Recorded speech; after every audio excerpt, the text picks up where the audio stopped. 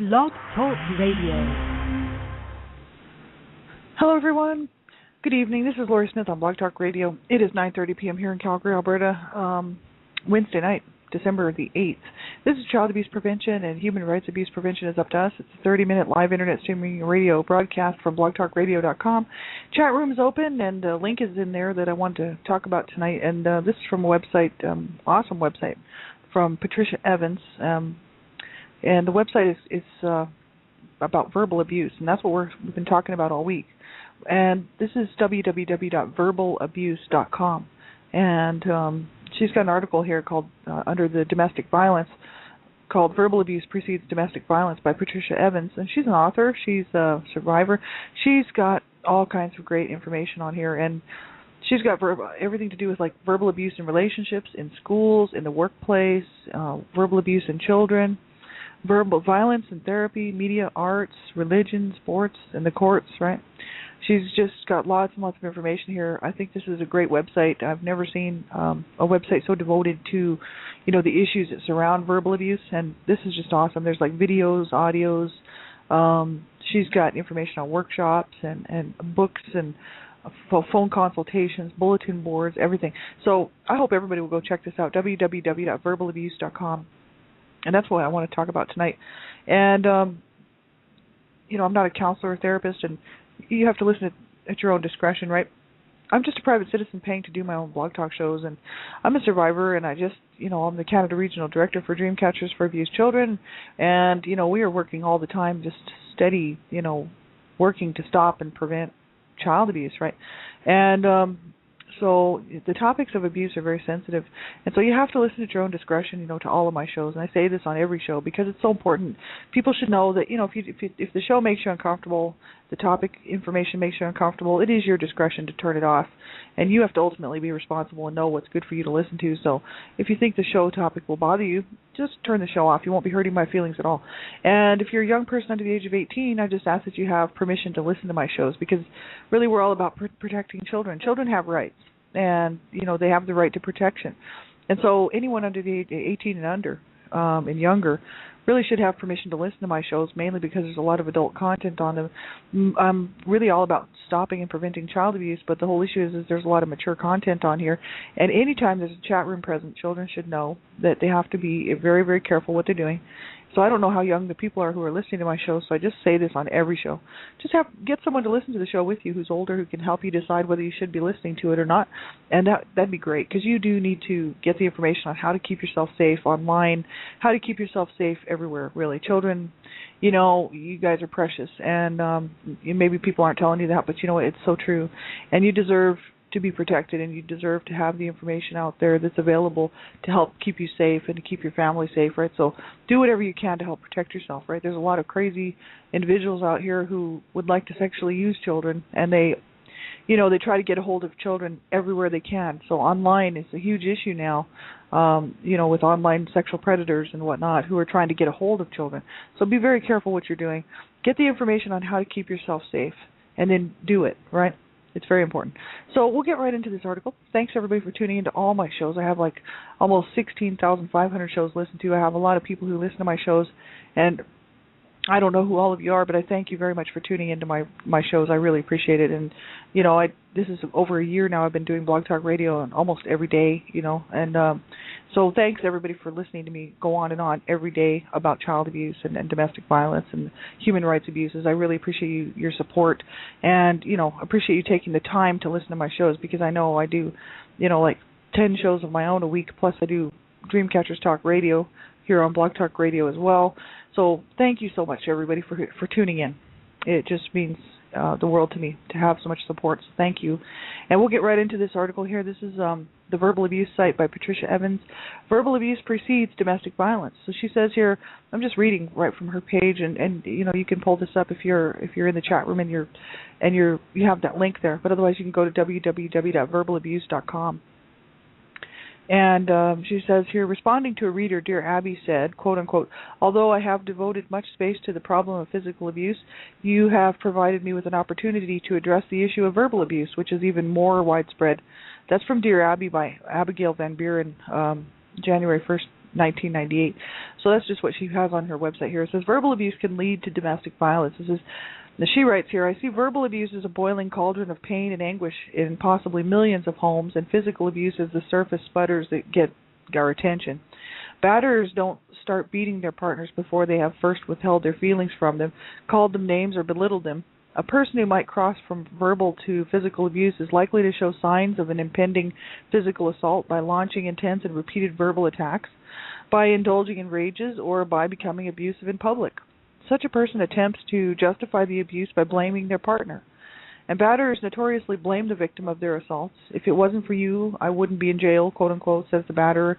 The verbal abuser does likewise, saying, quote unquote, you made me, or you're trying to control me, or you're trying to start a fight, quote unquote. So battering and myths, that's just the issue. You know what I mean? A lot of, abusers will start by verbally assaulting someone, and then if they don't get the results that they seem to think that they need, because abuse of any type is about control, right? And it's a choice they're making too. They're going to take it as far as they need to control this person, or to make them do what they want them to do, or whatever they're doing. And so, it's horrible, if you've ever been a victim of that. And so many people have been, and not just women. Some men are abused too. Sadly enough, there's more women being abused. But how many men are being abused, we just don't know, because many of them don't report it. And so, because of the social, the whole stereotype thing about men, right? It's like, well, men are supposed to be able to handle themselves and not let a woman abuse them. There's all these socio stereotypes out there where people just like to think that men are just strong all the time and they can take it and they can handle it. But sometimes, women can be abusive too. Anyone can be an abuser. That's the fact. Men, women, children, anyone can choose to abuse. And so we all know that, just like women, men are abused as well, and so are children. So it's horrible that people are doing this to each other, but it's the way it is. Sadly enough, people do abuse. They make the choice to do it, and then quite often feel justified and think that it's perfectly okay what they're doing. And that's the sad part, because something's obviously wrong with their minds. I can't imagine what's going on in their minds, that would cause them to think that that it's okay to treat somebody like that, because it's not. And I don't mind saying it. I don't mind standing up and saying it, because it takes guts and courage to stand up and say that abuse is wrong. Because you will lose many friends the minute you start talking about that. Society just wants to keep it all shut down and hidden away, right? But the fact is there's a lot of voices out here, and I'm just one more willing to stand up and say, no, it's wrong, and we really need to work to find the programs and to get the funding for programs that are working, within our local communities, within our neighborhoods, to help stop child abuse and domestic violence, right? So she goes on to talk about battering and myths. Domestic violence is an enormous problem made difficult to see, not only because it is usually hidden, but also because it is hard to understand why grown-ups revert to hitting and sometimes killing the people to whom they claim to be to be close. Myths about the victims, such as they bring it on themselves, quote unquote, or are codependent. Oh, I gotta sneeze. Excuse me. Oh, I gotta sneeze. Sorry about that. Or provoke it. Also obscure the problem, right? So there's myths about this whole issue that say that the victims bring it on themselves, or they're codependent, or they provoke the abuse, right? A lot of people think that people are abused because they somehow are the cause of it. They've provoked the person, they've done something that they deserve to be abused, you know what I mean, or that they provoked it. And that's not the case at all, because no one should be reacting in that manner. Sadly enough, I guess, a person can get hurt, by trying to defend themselves. So sometimes when someone's going to attack somebody, they may try to stop the attack so that they don't themselves get killed or hurt. And in doing so and trying to subdue the other person might actually get hurt. But then that's a serious situation where, if a couple is doing that, partners of any, whoever it is doing that to each other, there's some serious problems there, and probably need to see a counselor or a therapist, some sort of a DV counselor or somebody to help you straighten those out, because generally what happens is somebody ends up getting hurt and, or killed, right? And so that's why these violent relationships are horrible, and especially if there's kids in the home, children in the home, they will experience everything that the adults are doing, and people say, oh well, we weren't directing the abuse at the children are fine. It's like, right, okay, if you buy that one, well, okay, but not most of us know that that's not the truth. Children are affected by domestic violence and abuse, and even if there's no physical abuse going on, they'll be affected by the tension. They'll be affected by the verbal abuse, by the emotional and psychological abuse, right? So it's very, very hard on children and not funny. It says here, control verbal abuse and violence. Domestic violence is about the control of one human being by another. This control begins with verbal abuse and is similar to mind control. Verbal abuse attacks one's spirit and sense of self. And verbal abuse attempts to create self-doubt. For instance, she says, quote unquote, you don't know what you're talking about, or you don't have a sense of humor, or you can't take a joke, or you're too sensitive, or you're crazy, right? This is what abusers will say when the other person says, something about maybe what they've said, and then they'll say, oh, you don't know what you're talking about, or you don't have a sense of humor, or you can't take a joke, you're too sensitive, or you're crazy. They'll try to put it on the other person as if they're just imagining things. You know what I mean? Quite often that's what people will do. My parents were famous for that. My parents were two of the biggest abusers on the planet as far as I'm concerned. They spent 40-odd married years abusing each other, and really ridiculous. I mean, the stuff that they did to each other, the day-to-day barrage of verbal abuse, on top of physical abuse and sexual abuse is absolutely horrible, and it's what people do, and it's very, very sad and pathetic that people would spend their lives doing that and think that that's just the way life is. Well, for them, I guess it was, but they did affect their children, and they destroyed their family. And, it was completely preventable, 100% preventable. So that's the thing. Very sad that people do this to each other. And I know, because I've seen it and witnessed it secondhand, domestic violence, what it's like to be in that situation. Now, I myself have never been in a DV situation myself with a partner, like having my partner abuse me, which is great because I just refused, because I was abused as a child. I refused to be abused anymore, and I put my foot down and, made extremely clear and sent some clear messages out to anybody that was in my life that I wasn't going to tolerate any more abuse. So, I've made some clear boundaries and some clear choices. But, sometimes people won't do that. They'll grow up in these abusive homes, and then they'll go out and they'll, without even thinking about it, just repeat the cycle of abuse, right? And if they were a victim victimized as a child living in a home with domestic violence and abuse, and then they just go and carry that on in their adult lives, and then they have children, and then they in turn just do the whole cycle all around again. It's absolutely horrible. That's why we have to stop this, right? Because it can be stopped, and it's totally 100% preventable. Unlike these other childhood diseases and other things that are not preventable, natural disasters and things.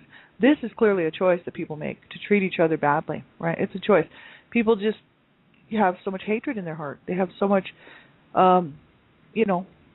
just disrespect and disregard for human life that they don't mind killing their partners, their wives, their husbands, their children, other family members. They just don't mind. It's like it's cool with them. And then when you see these headlines out here with these people sitting in these monsters, I really want to call them, sitting in the courtrooms, there's no look of humanity in their eyes. They don't look like human beings to me, because they have no human qualities, right? How could you do something like this to somebody that you love and that you care about without saying, man, I need to get help because I'm hurting my family, and I don't want to do that, So, there's no excuse for abuse as far as I'm concerned. And, I talk a lot about this, and that's the whole issue. It's because there is no excuse for abuse at all in my books. Yeah. Hi, Sandra. I got Sandra McLeish here in the chat room, and she's a volunteer with Dreamcatchers for Abused Children, one of the volunteers with us. We're all volunteers. And, it's great to have you here. Thanks a lot for being here tonight. And this whole issue, it's horrible. I know so many people who are in these, domestic violence, domestic abuse situations. And, I saw my mom in this situation, right? One of my sisters as well, a good friend of mine. Another friend of mine was murdered by her partner in a domestic violence, domestic abuse assault, right? Horrible. I mean, just horrible. This has affected my life in every way, and as a secondhand victim, right? And so I know these people out here are going through this right now, and it's so incredibly horrible. The shelters are generally, I live in Canada, but it doesn't matter. It doesn't matter where you are, North America wide or around the world. Anytime there's a domestic violence shelter in a community, it's generally full. And there's generally children there as well, because mainly women are on the run for their lives. I mean, some men are actually on the run for theirs too. Sadly enough, women can be abusers and killers too.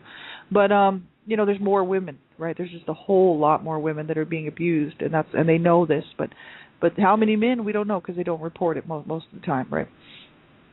But it says, verbal abuse so controls one's mind that some women who have left a verbally and sometimes physically abusive relationship 20 or more years ago still find themselves wondering, quote unquote, maybe there's something I could have done, or maybe if I'd tried to explain just one more time, my relationship would have gotten better.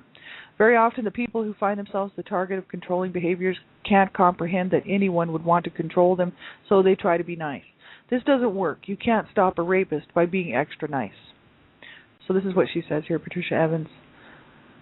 Well, that's right, because it has absolutely nothing to do with your behavior. It's the fact that this person wants to do this to you, whoever this person is in your life, whether it's your partner, your husband, your wife, your parents, your family members, whoever's abusing you. It's a choice they're making. It actually really has very little, if nothing, to do with you, and it's just what they are choosing to do, because that's how they're going to handle the situation to remain in control at all times. It's just an issue of control, and they aren't necessarily, wouldn't matter how good you were, how nice you were. It wouldn't matter how clean you kept the house, or how well you did looking after the children, or how good of a cook you were, or anything else. You know what I mean? It's not about your behavior. It's about their behavior and the fact that they're going to do whatever they feel necessary to keep you under their thumb. So absolutely horrible. And people quite often will question themselves and say, well, what, I wonder if I could have done something differently. If it's all about, in other words, they put the blame on themselves when actually it has nothing to do with them. They're not to blame. It's truly the abuser's fault. The abuser is always at fault because it's a choice they're making, and there's no justification for it, right? People quite often say, well, my kid deserved that, or my wife deserved that, or my husband deserved that, but that's not true, because there's no excuse for abuse, right? There's nothing you could do on this planet, really honestly, that should warrant that, right? It's like if somebody's doing something that you don't like, you should be able to sit down and talk to them if they're rational. If they're not rational, then you need to get out of the relationship. It's like people try to stay together with people. I'll never understand why. My parents stayed together. My mom had every opportunity to get out. And I mean, I talk a lot about this on my shows in the morning, but, she had every opportunity she could have left, and she stayed with him. And she was just like, this is my life, and then at the end of the day, she'd be thinking that she should just kill herself, and that this was all she was ever going to have, was this abusive marriage and a bunch of kids that she did not want, and this horrible situation. She had been abused her whole life, and she could have left. She could have got her own life, but for some reason, she wanted to hang on to this marriage, this dysfunctional, abusive, violent marriage. For why? Because she loved him? He obviously did not love her. You know what I mean? Like, the man raped her repeatedly. You know what I mean? It's very sad that people will do that. They will stay in these relationships for many reasons, and we know why. There's just so many reasons for it. But the thing is it's not good. You know what I'm saying? Because my mom died on her deathbed. A broken woman, and it's sad. And so, I would hope that people, if you're in this situation, that you would somehow reach out to somebody and talk to somebody, and especially to people who have the information, domestic violence counselors, people you can even call, you can contact them anonymously. You don't even have to tell them who you are. If you have the ability to get to a computer or a telephone, you can contact somebody and talk to them, and they can give you some really good advice about what you should do. And they don't tell you to leave.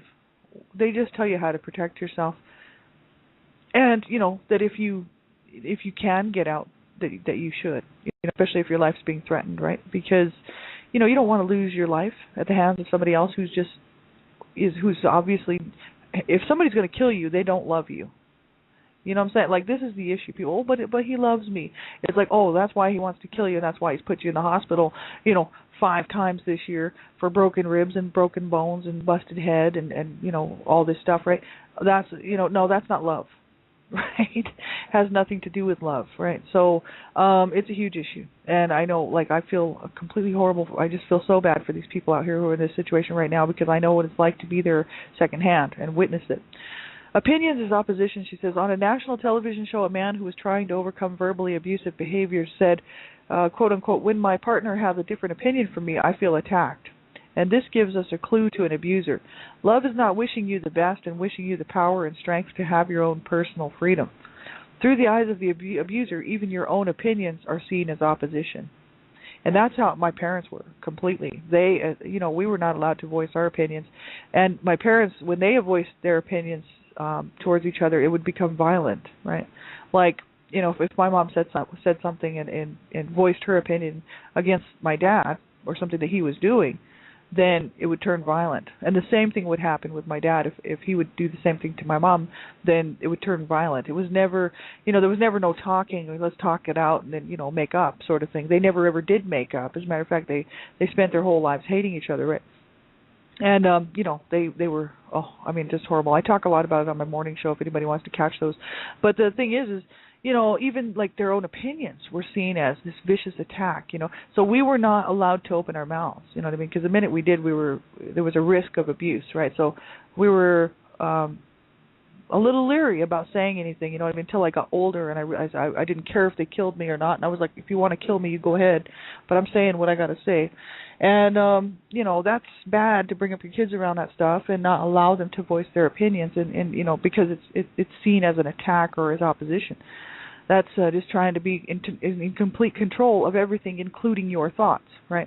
Which everyone has the right to their opinions, and they have the right to voice their opinions and talk things out, right? But not in every home and not with everybody, right? Freedom she says here, one of the most effective ways for the target of domestic violence to realize that it was not their fault is to recognize how they were verbally abused. So it's one of the most effective ways for the target of domestic violence to realize that it was not their fault, is to recognize how they were verbally abused. It says with that recognition, they can come to realize that there never was and never would be some way to be, some explanation to make, something to do to make it stop, right? And one of the most effective ways for a person who indulges in controlling behaviors to recognize their own behavior is to recognize that they have indulged in verbal abuse. And only then can they begin to change. A change only happens when the abuser has the courage to really want to change. This is what she says here. And that's just so true. We have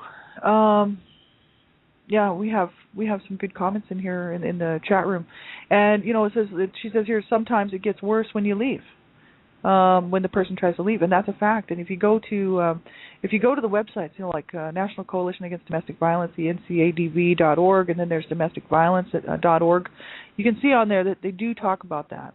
That it's sometimes people stay in relationships, women or mainly women mostly, will stay in an abusive relationship even if their lives being threatened, because if they leave, they could be killed, and they quite often are, and that's the sad part. So that's why it's best to get help with this from a professional. You know what I mean? Like I know if I was in this situation, I would phone somebody who has some really good advice for me. You know what I mean? Like somebody who knows about this stuff and can really steer you in the right direction.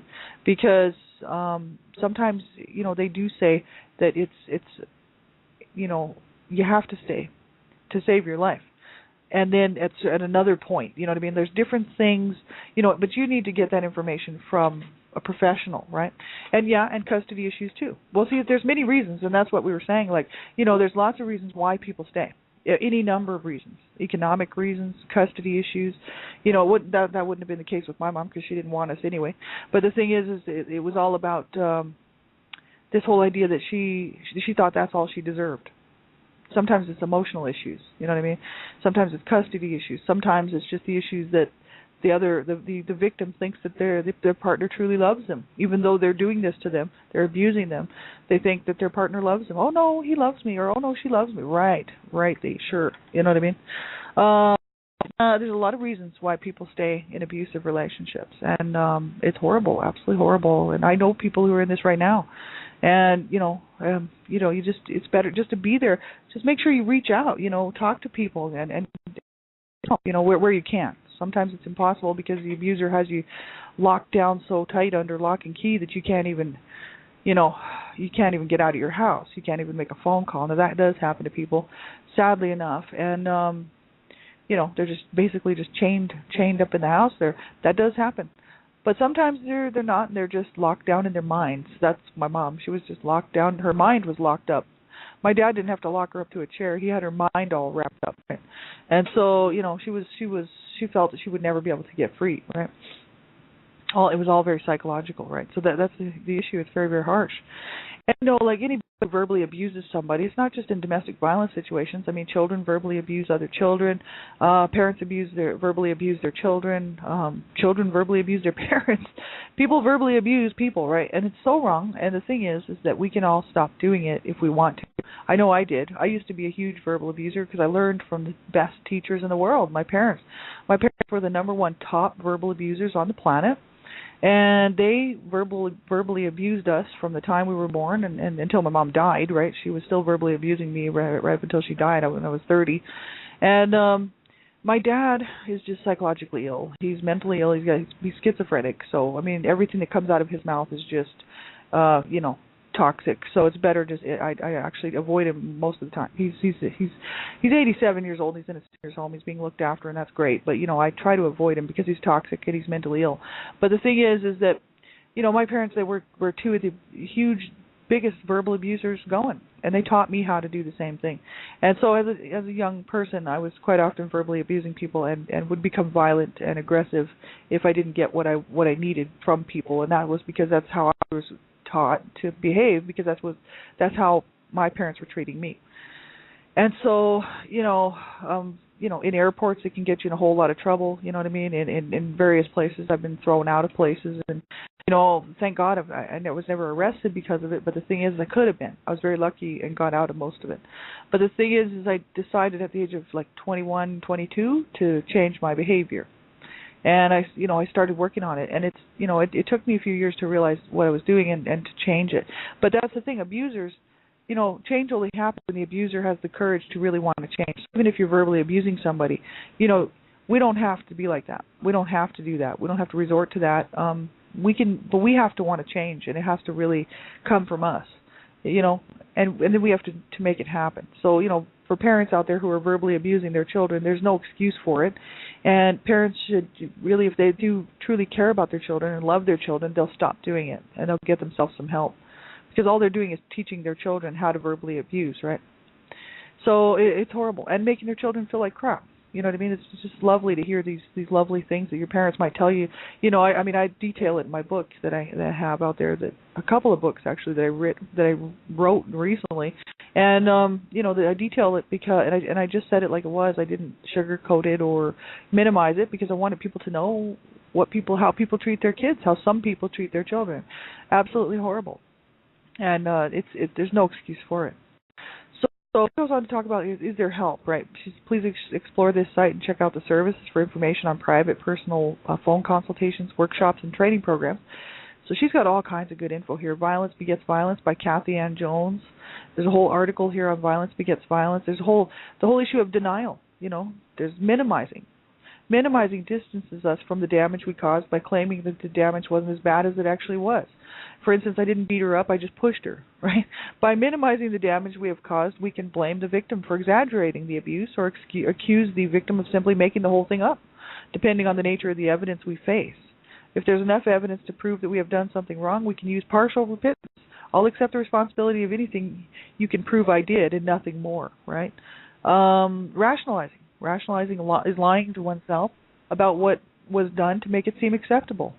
You know, telling ourselves rational-sounding lies, if you will, saying, she's lucky I only hit her once. Anyone else would have beaten the crap out of her. This is things that abusers will say.